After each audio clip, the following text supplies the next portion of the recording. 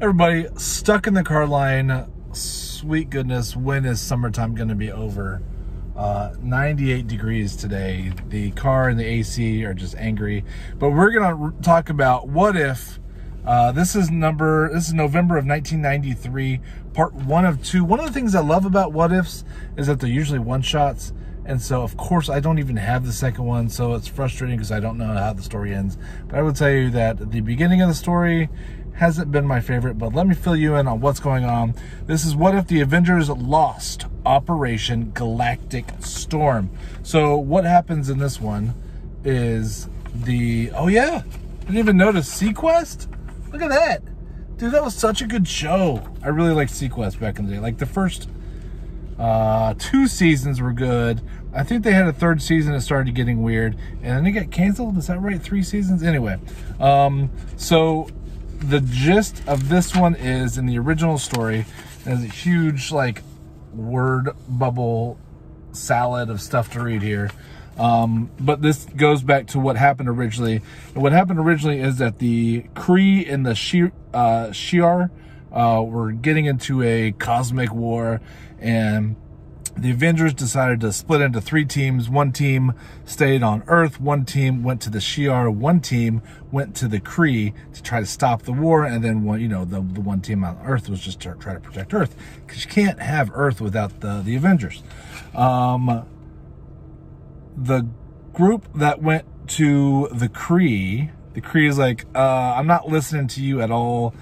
Everybody goes to jail. The group that went to the Kree was still trying to stop. Sorry, the Kree put them in jail. The Shi'ar, like, that group was trying to stop the war, and that's kind of where the story starts. In the original story, there is a Shi'ar assassin called Death's Bird. Here she is right here. Oops, Death's Bird.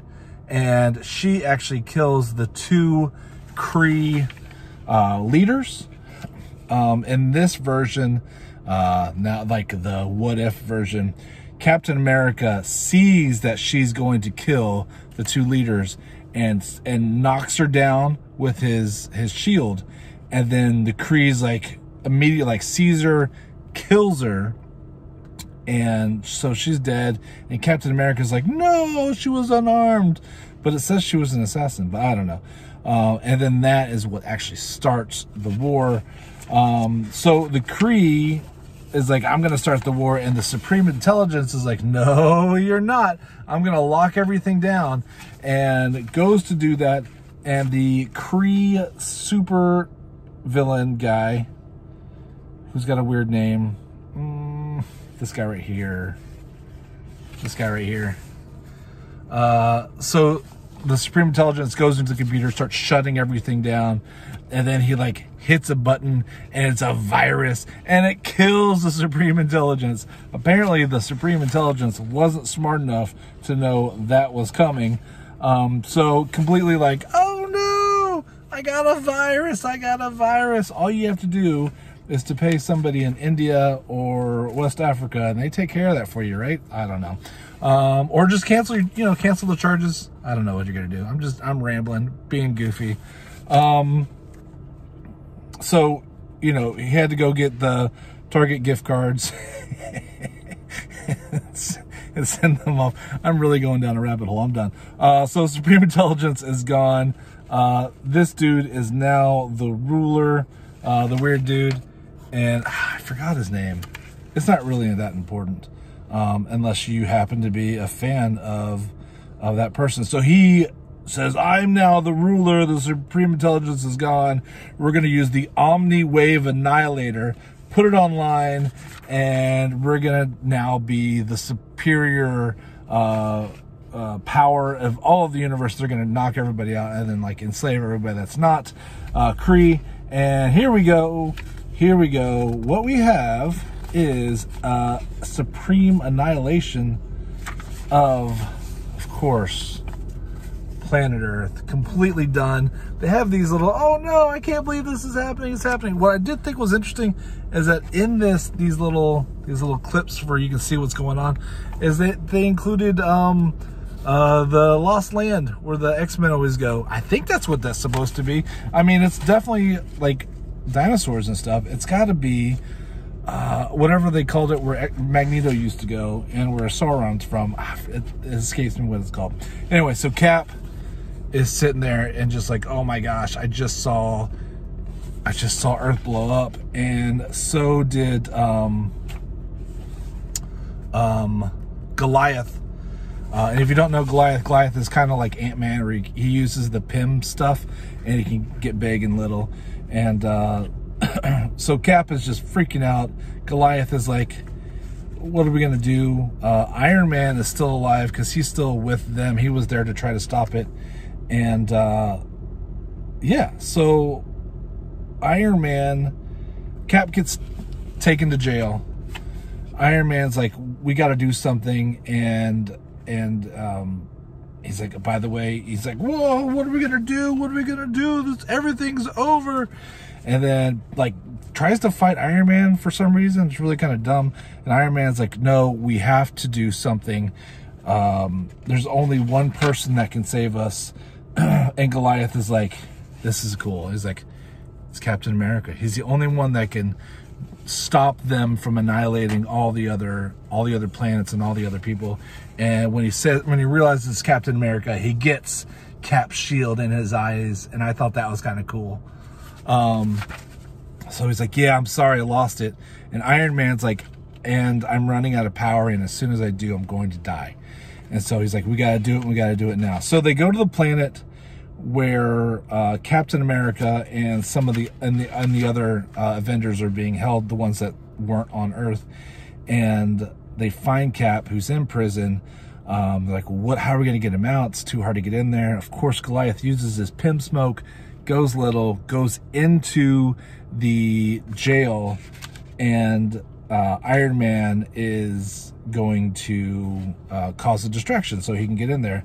And he comes across Ronan. And in this one, Ronan is called, I'm trying to do it so the shadow. Anyway, it's Ronan.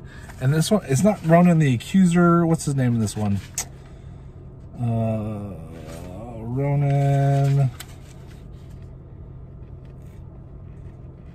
I don't know, one of the iterations of Ronan. Anyway, so they're getting in a big old fight. He's drawing all the Kree.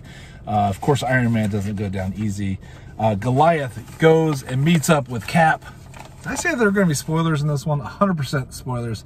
Goes and meets up with Cap and is like, Cap, we need you. The universe needs Captain America. And Captain America is like, you know, I can't, what are we going to do? He's like, he starts taking off his clothes, and he's like, here, Cap, we're going to change clothes. He's going to stay in the jail cell so Cap can get out. And so gives Cap the last of his Pym smoke so he can go little and go big and basically get out. And he puts on Cap's uniform, and he says something silly like, oh, here it is. I'm willing to bet that us Earthmen all look alike to them, which is kind of funny. And so he's like, he's basically saying, I'm going to take your place and be executed so you can go save the everything, the universe. And Captain America does it and has got a shield and goes out. And at that very time, Tony Stark grabs Ronan. He's about to lose, and he detonates himself. He knows that he's going to die, and he has this interesting little word bubble exchange, his inner monologue, where he knows he's about to die, and he didn't think that knowing that he's about to die, that it would give him so much relief. Like the burden of trying to stay alive and keep going was a lot. So he's like, he's relieved. He's knowing he's going to die and it's finally over. And so he blows up. He blows up Ronan and I guess all the little soldiers that were over there. So Captain America now looks like he's in the wrong uniform. He goes to like the concentration camp. He hooks up with some other Kree randomly. Goes to this concentration camp. Tries to save the other other Avengers who are in the concentration camp, and they've been having experiments running stuff on them, and like they were trying to suck out all the energy that Cersei had. They were like trying to figure out how far Hercules' superpowers went. Like they blinded him just to see how, you know, how much his abilities went. And then they go onto the ship. They're trying to get out, trying to get everybody out. Cersei and Hercules stay behind and fight off the Kree while they get as many people out as possible. And Cersei like blows herself up to save them at the very end. And they just fly off in the ship. And that's oh yeah, towards the end of it, they're about to go off. The Kree's after them, of course. That's how that goes. And then Quasar shows up and grabs their ship with his little tractor beam arms, and that's basically it. That's it for this episode, this issue. That we see that Thor's still alive, Wanda's there. I don't know. It's interesting. We have Vision's there, White Vision, and yeah, so he's happy. And then now they need to put a stop to the Kree and save the universe. But that's, I don't know. I didn't love this one. Also, like I said, I'm irritated because there's a part 2 and I don't have it. So I guess I'll look for it when I'm at the Half Price Books or whatever. But there were fun 1993 ads. RoboCop 3 times as good as the first one, and a Nintendo Game Genie, in case you forgot. That's how we used to cheat back in the day. That's it. I hope you enjoyed it. I'll talk to y'all later. Bye. No! It's no longer a collectible! Oh! What a nerd.